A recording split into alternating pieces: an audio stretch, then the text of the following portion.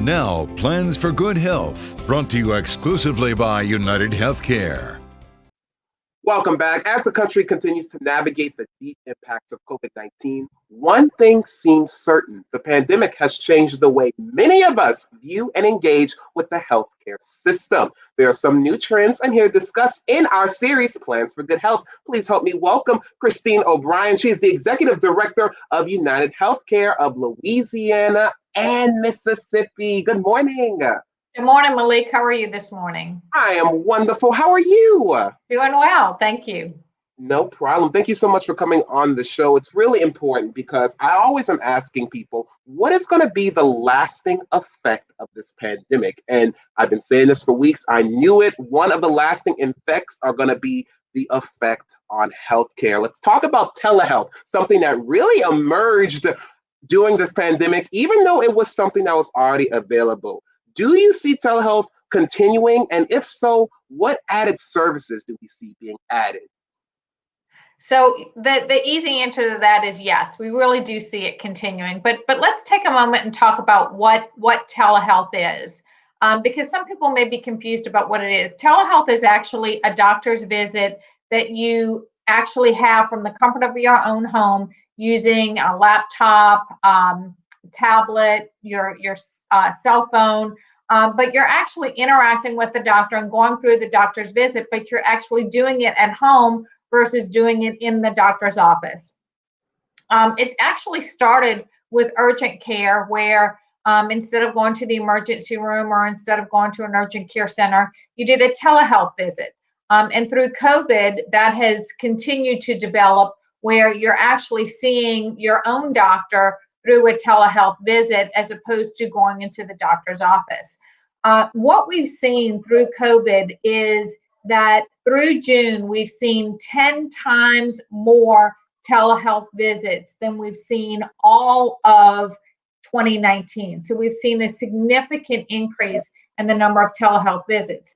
As you said, it was there before, but I don't think that there was the comfort level that people had in using telehealth versus going to the doctor. And with COVID and people not wanting to go in and being exposed to doctor's offices, it's a great alternative to actually going into the doctor's office. Mm-hmm. So some of the ways that people are using it beyond urgent care are different type of specialty care, through prenatal visits, through a speech and physical and occupational therapy, things that you would never think would be able to be used for telehealth. They're actually using that for telehealth now. Behavioral health. So there's several ways that you can actually use telehealth and continue your care and continue to see a doctor during COVID. So it's going to be really a great alternative to going into a doctor's office. It's definitely going to stay around for a while. I've done a telehealth visit, really, really cool. Looks very similar to this right here. Yes, some other things that are changing is home-based. What are some opportunities that are going to be changing and coming forward this pandemic? Yeah, so really the main two areas are chronic disease management and infusion services. Chronic disease management, when you think about a chronic disease, you think about diabetes, hypertension, high blood pressure, that sort of thing. And those sort of chronic diseases require that you're in a continual doctor's care and the doctor is monitoring your care. And again, that's difficult to do in a situation where with COVID, where you're not going into a doctor's office as frequently as you were going to before.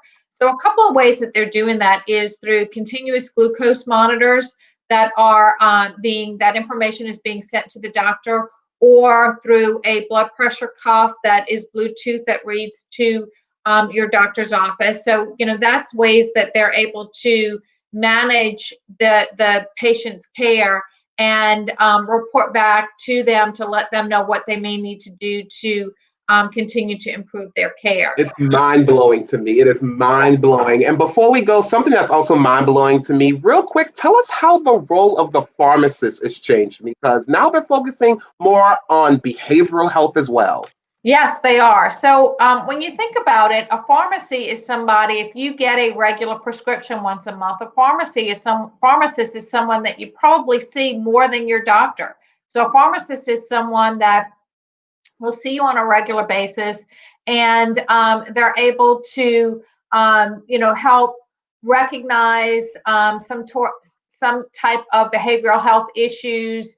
And there's actually some pharmacists who are trained and board certified in infectious diseases. So again, it's another touch point that we recognized through COVID when we couldn't go into a doctor's office or didn't want to go into a doctor's office, but maybe was going to the pharmacy to get a prescription, and we're able to use that particular service in place of a doctor when we needed that particular service. It's unbelievable.